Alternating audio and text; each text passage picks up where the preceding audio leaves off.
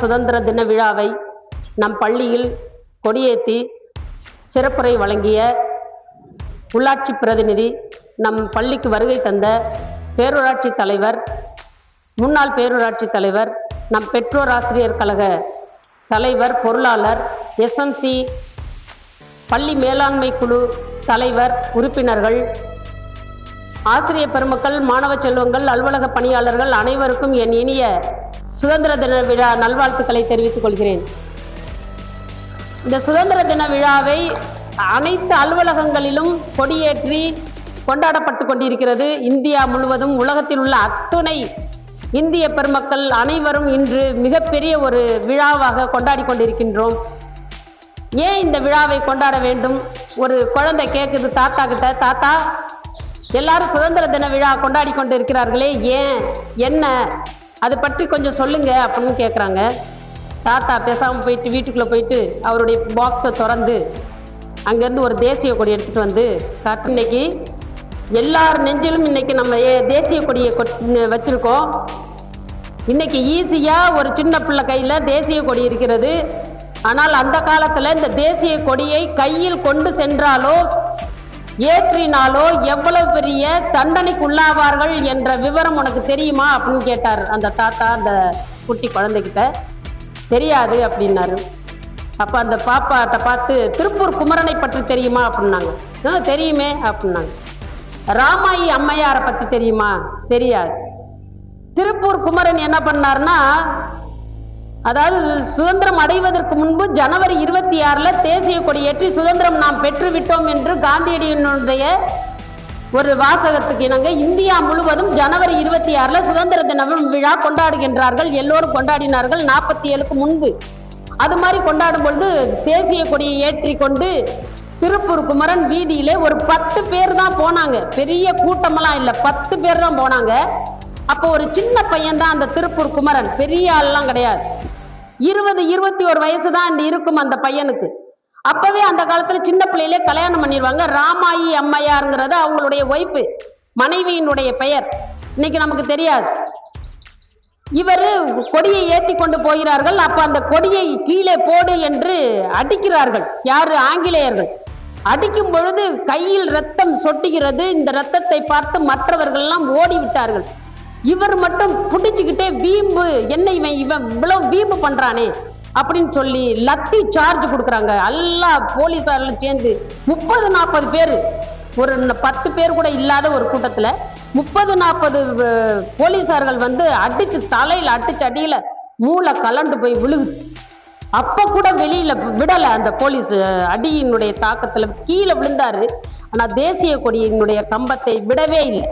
அப்படி ஒரு இறுக்கி பிடிச்சுக்கிட்டு செத்தாலும் கூட நான் விட மாட்டேன்டா, நீ என்ன செய்வான்னு பார்ப்போம் அப்படின்னு சொல்லி வீர ஒரு சவால்ல இன்னைக்கு 20 வயசுல 21 வயசுல இறந்தாரு. அந்த மனைவி அப்பொழுது 15 வயது, 90 வயது வரையிலும் உயிரோடன் வாழ்ந்தார்கள். என்ன வாழ்க்கை வாழ்ந்தார்கள் நினைச்சு பாருங்க. என்ன வாழ்க்கை அப்பொழுது உங்களுக்கு புரிகிறதல்லவா? என்ன வாழ்க்கை வாழ்ந்தார்கள் என்று தெரியல. பகத்சிங்கை பத்தி உங்களுக்கு தெரியும். பகத்சிங் வந்து நாளைக்கு ரெடி ஆயிக்கங்கன்னு சொல்லும்போது, நாளைக்கு நமக்கு சாவு வரப்போகுதுன்னு நினைச்சா எப்படி இருக்கும் நம்மளுடைய மனசு? தாத்தா சொல்றாரு, உனக்கு எப்படி இருக்கும் மனசு அப்படின்னு கேட்கிறாரு. அப்போ நைட்டா வந்து அந்த போலீஸ் அதிகாரி சொல்றாரு, பகத்சிங் நாளைக்கு இல்ல உனக்கு தூக்கு, இன்னைக்கே இப்பவே தூக்குல இட போறாங்கன்னு கூட அவருக்கு வந்து கவலை இல்லை. நான் பாதி புத்தகத்தை படித்து கொண்டிருக்கிறேன், இப்ப போய் என்னை போய் தூக்குல போட போறேன்னு சொல்றியே அப்படின்னு சொல்லும் போது, ஆமா உனக்கு இப்பவே போடணும்னு சொல்லிட்டாங்க அப்படின்னு அந்த தாத்தா விளக்கம் சொல்லிக்கிட்டே வர்றாரு. அப்ப பார்த்தா அவரோட சேர்ந்து அவர்களுடைய நண்பர்கள் 3 பேருக்கும் சேர்த்து தூக்கு தண்டனை. இவர் சென்டர்ல நிக்கிறாரு பகத்சிங். என்ன சொல்றாங்கன்னா, உங்க இருவருக்கும் தெரியுமா, ராஜகுரு, சுகதேவ், உங்களுக்கு தெரியுமா நம்ம தூக்குல கயிறு கழுத்துல மாட்டும் பொழுது நாம் என்ன சொல்ல வேண்டும்? ஓ தெரியும் தோழரே, என்னது அப்படின்னு கேட்டாக்க வந்தே மாதரம், அது ஹிந்தியில சொல்லுவாங்க, நம்ம தமிழ்ல சொல்லுவோம் வந்தே மாதரம் அப்படின்னு சொல்லணும் அப்படின்னு. அதே மாதிரி கழுத்துல போட்டு சுருக்கு போடும்போது வந்தே மாதரம் அப்படின்னு சொல்லிட்டு எல்லாருக்கும் ஒரே நேரத்தில் தூக்குல போட்டாங்க. அடுத்து பார்த்தா பஞ்சம் வந்தது தமிழ்நாட்டுல, இந்தியாவில் நிறைய இடங்கள்ல பஞ்சம் வந்தது ஆங்கிலேயர்கள் ஆட்சி காலத்துல. ஏன் பஞ்சம் வந்தது தெரியுமா அப்படின்னா, விளைச்சல் இல்லாமல் இருக்கும் தாத்தா. இல்லம்மா, அப்பவும் மழை பெய்தது, விளைச்சல் இருந்தது, அதிகமான அளவு விளைச்சல் இருந்தது. ஆனால் மக்களுக்கு உணவு கிடைக்கவில்லை. காரணம் என்னவென்றால், ஆங்கிலேயர்கள் அத்தனை உணவுப் பொருட்களையும் அவங்களுடைய நாட்டுக்கு, பிரிட்டிஷ் நாட்டுக்கு ஏற்றுமதி செய்தார்கள். அப்படிங்கும் போது நம்மளுக்கு உணவு கிடைக்கவில்லை. அதை பாரிஸ்டர் லா கிட்ட சொல்றாங்க. பஞ்சம் வந்ததற்கு காரணம் என்ன தாத்தா தெரியலையே, அப்புறம் ஏன் விளைச்சல் வந்தது, அப்புறம் என்ன இவ்வளவு பெரிய பஞ்சம் வந்ததற்கு காரணம் என்னன்னா, அவன் இங்கிலாந்து பாரிஸ்டுக்கு எல்லா உணவுப் பொருள்களையும் அனுப்பிவிட்டான். எங்களுக்கு, நம்ம நாட்டுக்கு மக்களுக்கு உணவில்லாமல் பஞ்சத்தில் வாடி போய் வறண்டு போய் எலும்பு மட்டும் இருக்கிறது.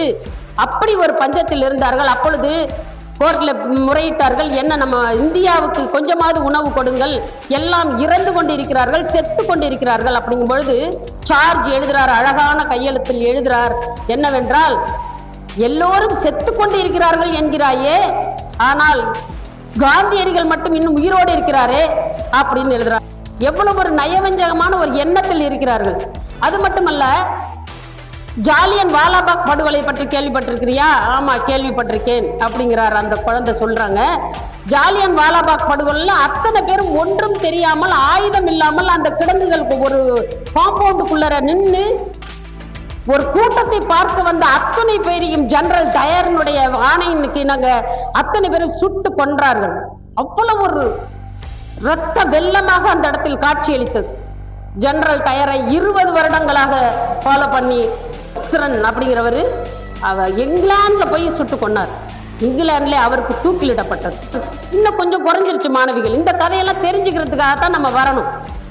அப்படியே சொல்லும் பொழுது அந்த தாத்தாவுக்கு கண்கள் எல்லாம் ஈரமாக நனைந்து அப்படியே கண்ணீர் வடித்தார். அந்த காட்சியெல்லாம் நினைவுக்கு வரும் பொழுது.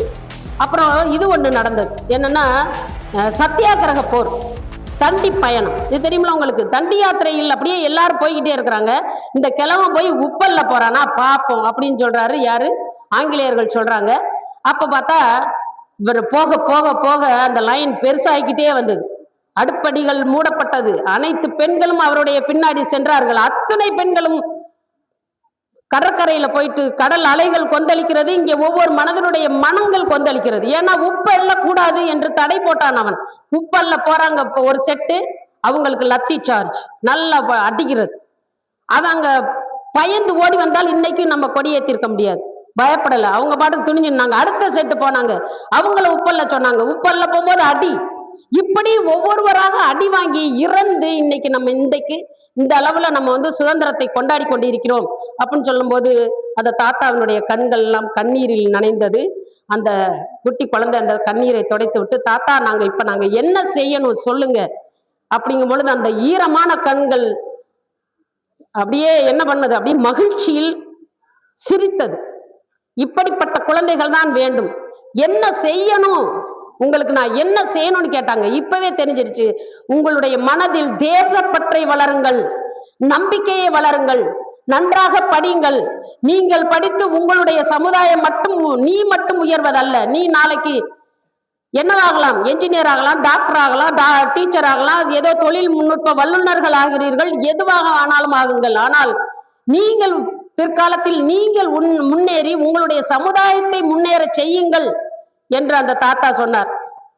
டெல்லியிலே நாடாளுமன்றத்திலே எதிர்கால இந்தியாவை பற்றி எழுதுவதல்ல, ஒவ்வொரு வகுப்பறையிலும் ஒவ்வொரு 4 சுவற்றிலும் மாணவர்கள் எழுதும் எழுத்துக்கள் தான் எதிர்கால இந்தியாவை படைக்கப் போகிறது என்றார் அந்த தாத்தா. அடுத்தது, நாங்க நீங்க எப்படி இருக்கணும், உங்களுடைய மனதில் நம்பிக்கையை ஏற்றுங்கள், தேசப்பற்றை ஏற்றுங்கள், ஒவ்வொருவரும் ஒழுக்கமாக வாழுங்கள், சுற்றுப்புற சுகாதாரத்தை நேசியுங்கள், சுற்றுப்புற சுகாதாரத்தை சுத்தமாக வைத்திருங்கள். இப்படி ஒவ்வொரு விஷயமாக அந்த தாத்தா சொல்லிக் கொடுத்து கொண்டே வந்தார். அந்த மாணவிக்கு மட்டுமல்ல அந்த தாத்தா சொன்னது, இத்தனை குழந்தைகளுக்கும் சொல்லிக் கொண்டுதான் இருக்கிறார்கள். அதனால் மாணவ செல்வங்களே, எப்படி வாழ வேண்டும் என்ற நெறிமுறைகளை கற்றுக்கொண்டு ஒழுக்கமாக நம்ம இன்னைக்கு நல்லபடியா படிச்சு வாழணுங்கிறதுக்காக தான் அன்னைக்கு அவ்வளவு பேரு ரத்தம் சிந்தினார்கள். இன்னொரு விஷயம் சொல்லணும், நாங்க போன இந்த லீவ்ல, மே மாசம் லீவ்ல அந்தமான் போயிட்டு வந்தோம். நேரம் இருந்தா கண்டிப்பா போயிட்டு வாங்க. அந்தமான் சூப்பரான ஒரு ஊர், அப்படியே சுற்றி கடல், அழகான ஒரு ஏரியா. அது நடுவிலே ஒரு கண்ணீர் மிக்க ஒரு இடம் என்னவென்றால் சிறைச்சாலை. சிறைச்சாலைங்கிற ஒரு படத்தை போய் பாருங்க, அதுல சொல்லுவான் அந்த சிறைகள் எல்லாம் கேபினை பார்க்க அப்பா நெஞ்சம் இருப்பவர்கள் போகவே முடியாது. எப்படி இருந்தது? சின்ன சின்ன ஒரு கூடாரம் மாதிரி, அது கம்பி போட்டிருக்கும். அந்த கம்பியிலையும் எப்படி கதவு என்றால் ஷீட் வச்சு போட்டிருப்பாங்க. உள்ளுக்குள்ள எப்படி படுத்திருப்பாங்க. அவன் ஒரு வார்த்தை ஏன் நான் தேசப்பட்டெல்லாம் இல்லையா, நல்லா இருப்பேன், ஓகே நீ போ வீட்டுக்கு, அவன் தான் சொல்லியிருப்பான்.